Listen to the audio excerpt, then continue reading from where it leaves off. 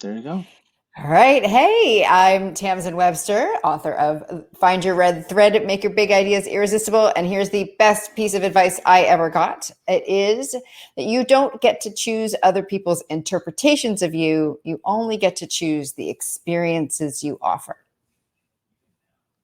Ooh, that's really good. That was I like good. that, Tamsin. One of That's my really good. favorite bosses is a lovely, wonderful, incredible woman named Maya Dennis. And she was my boss and my stint working at an advertising agency here in the Boston area, and she was fabulous. And that advice has stuck with me ever since. Yeah. No, that's awesome, right? Experiences is where it's at. I mean, that's why, right? That's why we have to find our red thread. So I got two of That's these here. So, right. right? And that's why. So with that, hey folks, so if you're listening and you got a great comment, you're super smart, leave a comment. I'm going to pop the book up. When you see the book, leave a comment. If you're nice and you're smart and you add value, then I'll give you a book. And if you just ask a good question, maybe I'll give you a book, or we'll see at the end of the There is a book show. available to be given by There is Phil one to book. That's right, someone. one So book. that's exciting. Yeah, Yes. that is Yes. exciting. Yes. So, Danson, So congratulations, first of all, on your book. thank you, That sir. is awesome. I'm super happy for you. You said you worked on it a couple days, so that's Couple really days. awesome. Or a Ah, couple years. Some of the one of yeah, those, yeah, right? yeah. I Yeah, think the actual yeah. deep writing of it was very much my pandemic project. I had started it and allowed myself to just kind of listen to every internal troll there was about like why it needed to be different or why I needed to wait longer to write it. But then last year, I just set up a kind of a Zoom room for anybody else who was also writing. And I That's just told right. myself I would do 20 minutes, at least 20 minutes a day. And hey, look at that. At the end of it all, I had a book. Woo! That's Woo! really good. And not just a book, a really good book, by the Thank you, way. sir. It's a really helpful book. We were talking in the green room about how you structured it. So take us through the thoughts that go into structuring a book about finding basically your book, right? Find your Yeah, idea, find exactly. your big Yeah. stuff. It's Talk to us very about that. meta. I don't recommend writing a book about, well, in one way I do, in one way I don't. Was if it's difficult to write a book about how to think through structure and articulate ideas, um, when that is also the subject of the book, because me being who I am, I couldn't follow a different process than the one I was writing about to write the book. So it just meant that in one way that meant that there were no easy outs for me. There wasn't any like, well, I'm just gonna write this chapter without thinking through exactly what I'm going to say and what the actual big idea is of this chapter is going to be. But at the same time, I'd say that was the positive of it as well, because it meant that the book it meant that I just really needed to do the extra work to make sure it was as tight and clean, clear, and as good as I wanted it to be. So, yeah. So it's structured along, along the process that it's about. Awesome. Awesome. Well, you said something there that's really important that I think a lot of aspiring authors forget about, and that is they might come up with a catchy headline that they write first, and then they come up with what's in there, as opposed to the other way, and finding, crafting, if you will, your red thread. So talk to me about that, Tamsin. How do you find the big idea in each chapter? Take us through your process there. Sure. So, I mean, it could probably help to define what I mean by the red thread. And what I mean by the red thread is it is the story that your brain builds to connect a question and answer, an issue and idea, a problem and solution. Our brains do this anyway, by the way. We are constantly kind of making up stories, not once upon a time stories, but real explanations to say, oh, these two things happened. Here's why they're connected. And so the big idea of the book is that we can, if you can put your idea into that story like framework, people are going to more quickly understand it and more quickly see the power in it. So that meant that I was going through the book. There's obviously the red thread of the book, right? And the red thread of the book can be summarized that, the best way to make your ideas irresistible is to build the stories that people will tell themselves about it. And then from there, it was okay. What are the steps to doing that? And for me, it was following the steps that I use with my own clients. So this is absolutely, the book walks through the same process I use with my clients. And as I was thinking through each of those steps, so starting, for instance, with deciding like, where are we going to use this message? Who is it for? What's the outcome going to be? when I needed to stop and figure out, okay, I know what the step is, but why is this the step? Why is it important? I needed to go back and build that red thread, build that kind of quick story, that explanation about, all right, well, how does this particular step help you build a story that people will tell themselves? And so I just did that for each chapter, really starting from, each chapter started from the same point of, all right, you're trying to build a story that people will tell themselves. Okay, all right, what's the thing that's getting in the way? What's a piece of information that makes that problem impossible to ignore? What is the change in thinking or behavior that this particular chapter represents? And then what are the actions that I am asking you to take in each chapter so that you can get through that particular step of the red thread? So it really was just kind of finding and following this process of the red thread over and over and over again, so that I had kind of a bunch of little red threads that fit into this big arc of the book. Awesome. That's beautiful. And it works really well. I mean, Thanks. each chapter is somewhat standalone and yet obviously super connected, which is what I love about it. But let's back up a little bit here and talk about your journey, because I think that's very fascinating to folks. You say in the acknowledgments that you credit a lot of who you are with being a Weight Watchers leader. That's 100% Talk to me true. about that, Tamsen. Yes. So 22 years ago now, I lost the last of 50 pounds that I have maintained for those 22 years and 2 children. And I did that following the Weight Watchers program. And at the time, I was so grateful for the shifts in thinking and behavior that helped me make, that I wanted to pay that forward. And so I moonlighted for 15 years working for Weight Watchers, evenings, weekends, mornings, as what's known as a leader. And my job as a leader was to not only kind of check in with everybody every week to see how they were doing towards their health goals, but talk about a topic. And so, Phil, you and I are both speakers. I will also tell you this is where I got all of my speaking chops, because after 13 years at the front of the room, it was sometimes up to 5 times a week, a different topic every week, 30 to 45 minutes. I did the math one time and it was 3,000 presentations, all with the aim of changing how someone thought or behaved afterwards, so that they could take, this idea, turn it into an action and have it become a habit. And I learned a lot about what works and what doesn't when it comes not only to just presenting information, but particularly what is required for someone to really hear something, understand it, and take on an idea as their own, which is the only way to make an action long-term, the only way to turn an action into long-term change.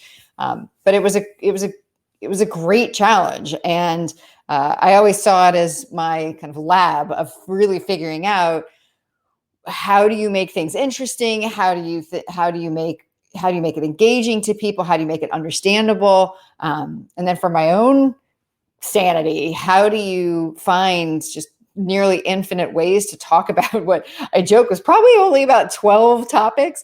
But I also held myself to the standard of never repeating the same meeting twice, at least week to week. I mean, within a week, I do the same one, but just everything from how to present, how to manage question and answer, how to talk with people, how to help inspire change, what you couldn't do as far as change goes.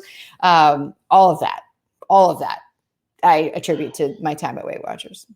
Wow. 3,000 different speeches though. Holy crap. 100%. I mean, that's a lot of stuff. I mean, it's so interesting. A lot of the best speakers, the best storytellers that I've talked to started out with something like that. And maybe not Weight Watchers, right? But Skill Path or something else where they're delivering a message that maybe is kind of pre-boxed, if you will, but your own way, in your own style. So that's really cool. Wow, that makes a lot of sense then why you're so awesome at storytelling. But curation, though, you moved from that, and not immediately, right? But you moved into the curation of ideas. You're TEDx Cambridge, the curator of TEDx. So talk to us about what that entails and how that helps people find their red thread. Yeah, and I would say that I'm not exclusively, that's not my exclusive role there. So I need to be super clear about that. But for the years that I was the executive producer, now again that I've returned as the idea strategist, I am part of I'm part of the 2-person team really that decides this person is going to go on stage or this one is not. And that became after, I mean, they overlapped a little bit. TEDx and Weight Watchers overlapped a little bit, but when I decided to stop doing Weight Watchers as a leader and started doing TEDx Cambridge, that replaced the lab situation for me. That became a new place to experiment, and I had to do that in particular because up until that point, I was always the person making those statements, making those messages, coming up with those ideas and presenting them. And when it came to TEDx Cambridge, it was somebody else who was making those ideas and somebody else who had to present those pieces of information and make those and take those steps. Wow. That's so interesting, right? That you could help, from developing your own to helping others craft theirs, to helping other people, I guess, maybe unlock them, but still testing, still finding that out. And yet, I mean, do you think that your red thread, even though maybe you didn't have it defined, Tamsen, was always present? I mean, in the structure, or did you play with the structure as well, and then you just decided on it? I mean, how does that work? So it was yes to all of that. So here's kind of what happened. So I think in the early days when I first started with TEDx Cambridge, I was actually working for a different company, and they had a wonderful approach to understanding how to kind of flip the lens around on messages. A great company called Oratium, and the real lesson that I learned for them was to start thinking about any presentation, any message, really through the eyes of the audience and not through the eyes of you, the speaker. And that was really important. They also did a lot of great work on helping you understand what do people need to believe before they will take action.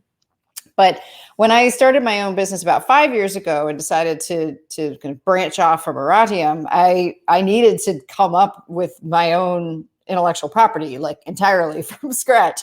And so it wasn't so much that up until that point, I had like the structure of goal, problem, truth, change, action in my head. I didn't do that. But once I researched and found that structure, I realized in a lot of ways, that's what all of us do. Because what I wanted to understand was and a lot of this again goes back to Weight Watchers, that because of all the years that I spent at Weight Watchers, just to make myself a better leader, I did a huge amount of research just around motivation, around change, around persuasion, around communication, around how we make decisions, all of that.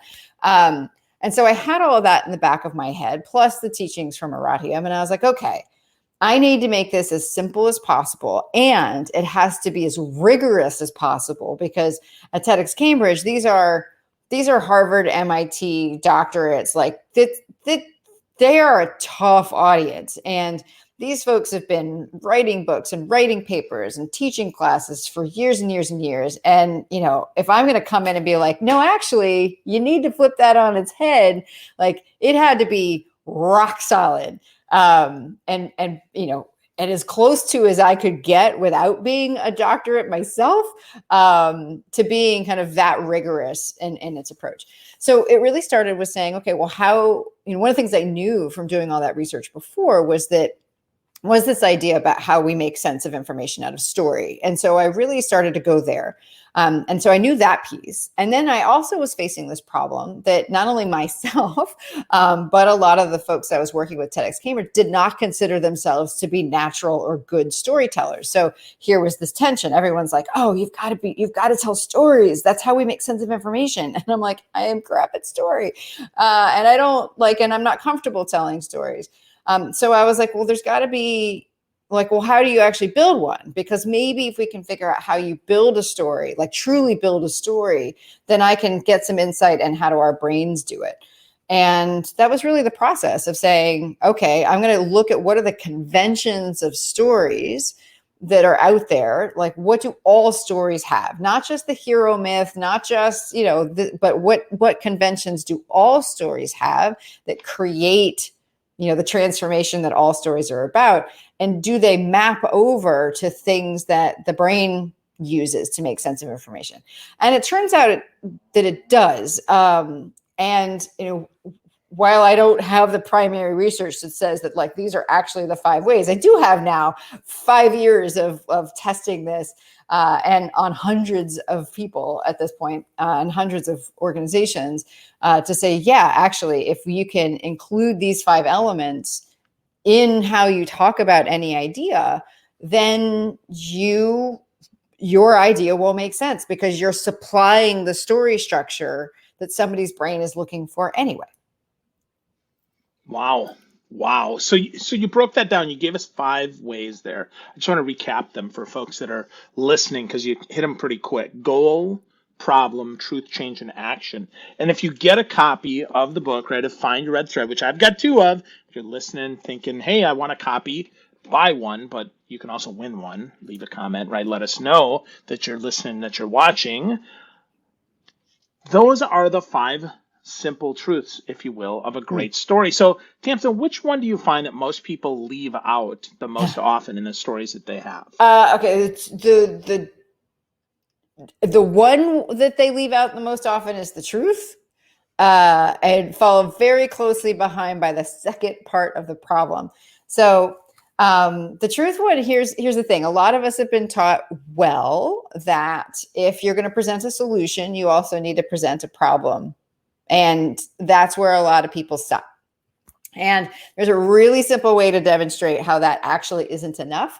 And it's an analogy that other folks have used, but it's effective. And that's like, okay, imagine you go into a doctor for a checkup.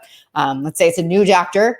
They've never examined you before. But they walk into the room and they just kind of look at you. And the first thing out of their mouths is, so are you ready to schedule the surgery? And you're probably not going to be, right? And that's the equivalent of just saying, hey, you need to do this without giving any reason why. So most of us have learned that you need to present a problem. And that's true because, if you don't even know what the surgery is for, like you're certainly not going to be willing to do it.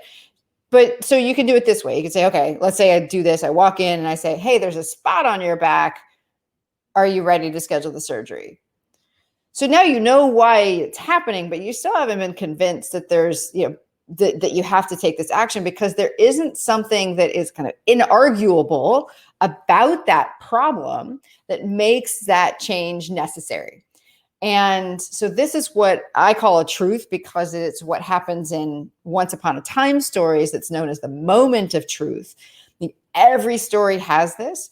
And I would say actually, even though every story has this, every other articulation of story structure that I've seen, kind of fill in the blanks, doesn't actually include this moment where someone goes, oh, that's true. And if that's true, then I either have to give up what I want, unbelieve something that I believe, both of which are highly unlikely, by the way, or I have to think or do something different than I'm doing right now.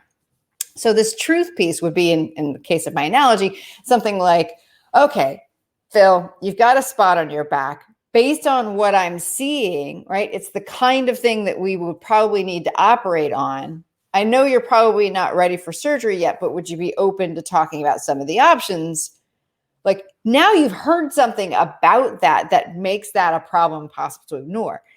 And so I would say that really, that connective tissue between a problem and solution, that's something that isn't, I think the thing that I see people do instead is to say, here's why the action is awesome, right? So we're trying to like problem, solution, and you'll get, and here's the benefit, helpful. But if somebody hasn't been convinced that your answer is the only answer to their question and to their problem, they're not going to do that. So that truth is the piece that most people miss. Okay, so the only answer, or would the best answer also be an option there? Or does it have to be the only answer? Well, I mean, I think you want it to feel like it's the only answer that makes intuitive and intellectual sense to people. One of the things I learned at Weight Watchers, one of the things I say in the book itself is that you can't actually create change. You can't make someone change, not long term. Can you make someone take an action? Absolutely. Can you make them keep taking it willingly on their own for the long term? Nope. Not unless you make it make both emotional and intelligent sense to them.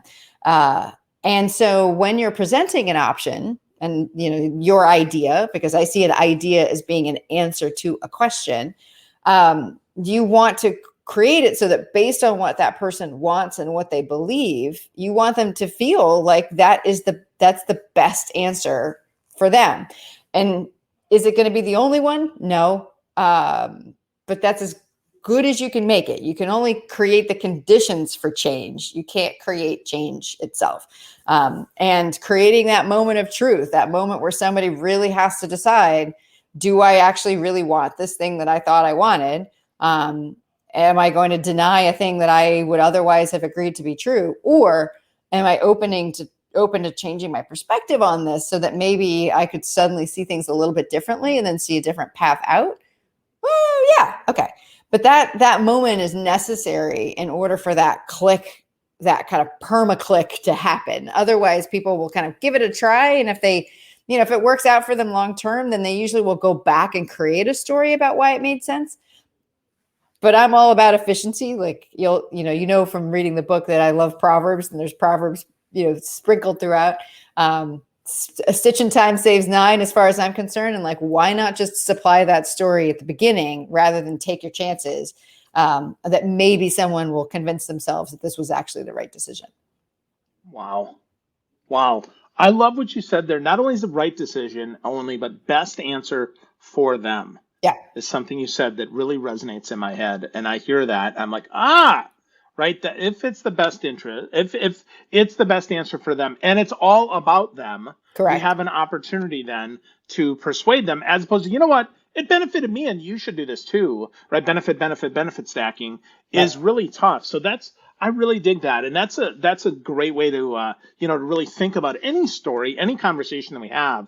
If we can find the best answer for the other people, and then connect that through with a red thread based around, if it's a sales presentation or whether it's a speech or whether it's training or whatever it is, if we can weave that through, we have an opportunity there to actually provide some influential change, if you will, right? To get them closer.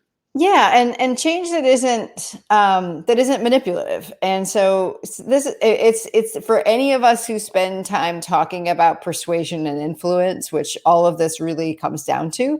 That's a decision that everybody has to make at some point about where that bright line that they will not cross lies. And again, back to Weight Watchers, it's one of those things where there wasn't an option to manipulate people into that just makes me ick.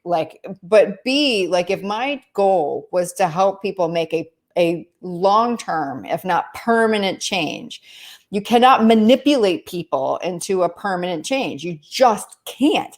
You can only lead them to it. And someone will only do something long-term if they believe that it aligns with how they see the world and if it aligns with how they see themselves. So the best you can do is to understand the people that you're talking to, the point where you are and valuing who they are, to the point where you're able to, and that you at least try to see your idea through their lens, because that's the case that you need to build, not your case for your idea. You already know why it's awesome. That's easy for you to say why it's great.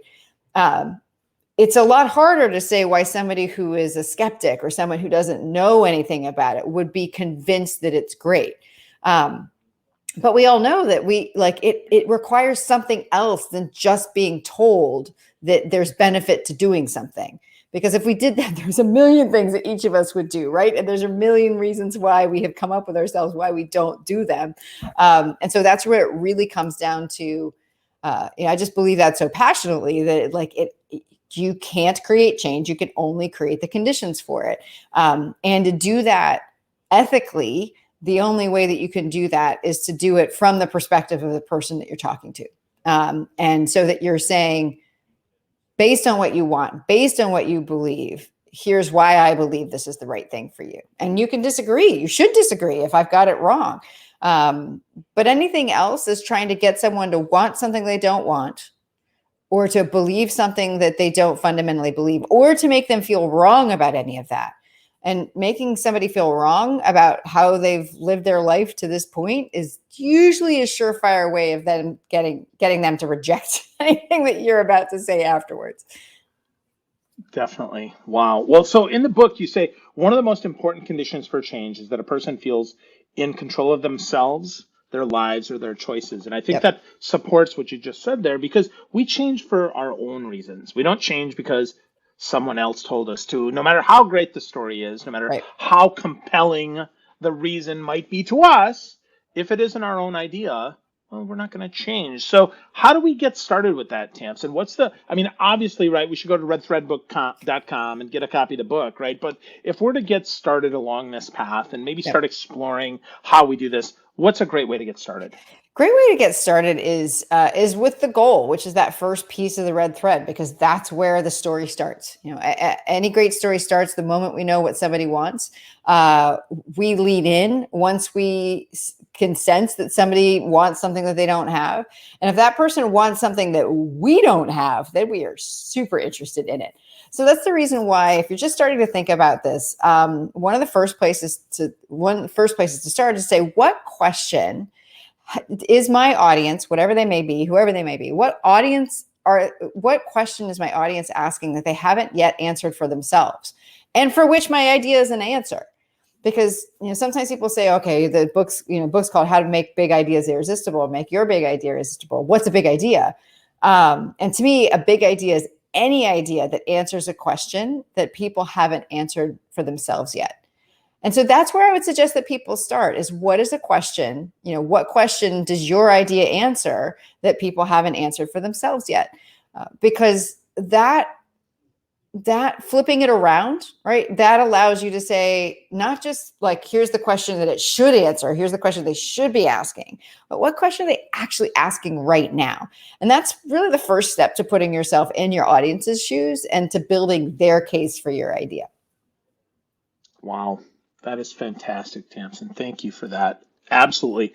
Put yourself in the audience's shoes, see from their perspective, and find out, what are they asking that they haven't already answered for themselves, that maybe your idea can answer for. That is an awesome red thread. So folks, if you're listening, if you're watching, get your own copy at Find Your Red Thread at redthreadbook.com. Go to Amazon. You get some great bonuses, though, if you go to Tamsen's site. And if you're listening, if you're watching, and you're like, hey, I don't know about this. Well, if you want to win a copy of the book, you can just leave a comment or send me a message, phil@philgerbishek.com, or wherever you are.